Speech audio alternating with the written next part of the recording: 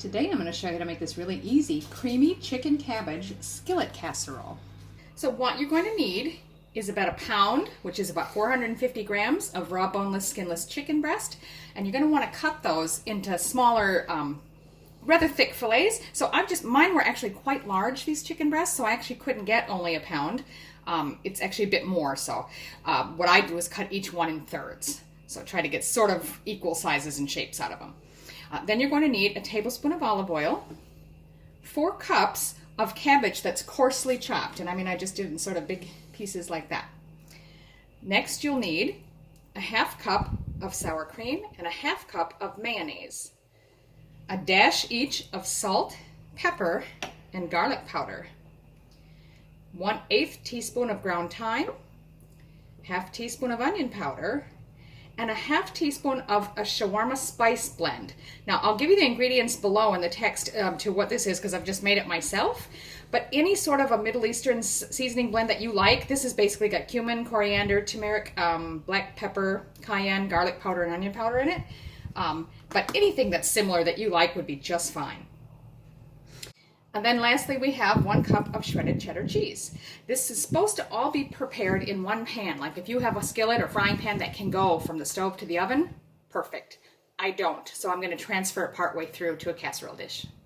So I've preheated my oven to 350 Fahrenheit, which is 180 Celsius, and I've got this large frying pan over medium-high heat with the oil in it. So I'm going to start by putting the chicken pieces in there. And we just want to brown them on all sides.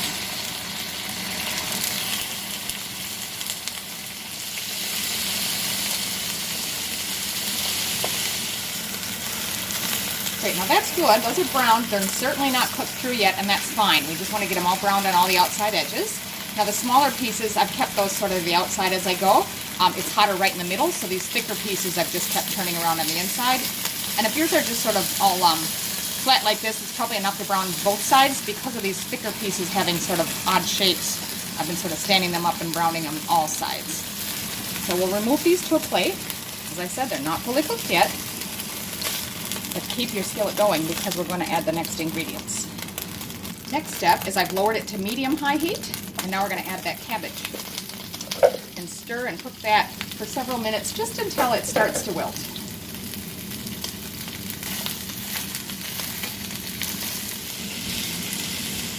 That's looking really good. It's been about 4 or 5 minutes, and it's just starting to wilt nicely. So we're going to turn the heat off and add some other ingredients. We'll take it off the heat. Okay, so I'm just going to add now the sour cream and the mayonnaise, and now stir that to mix everything well.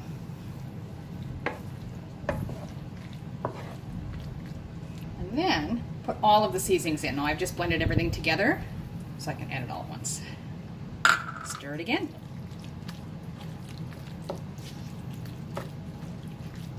Now if you have the kind of skillet that can go in the oven and you want to do the whole dish in one pan, then just sort of level it out, add your cheese and your chicken, and pop it in the oven. I don't, as I said, so I'm going to transfer this now to a casserole dish. Okay, so I've lightly sprayed that with nonstick spray. And I'm just going to go ahead and put this mixture in there. Next we'll add the cheese. So now we're just going to place the chicken pieces on top. And now we'll just pop that in the preheated oven for about 30 minutes. Okay, so that's been half an hour.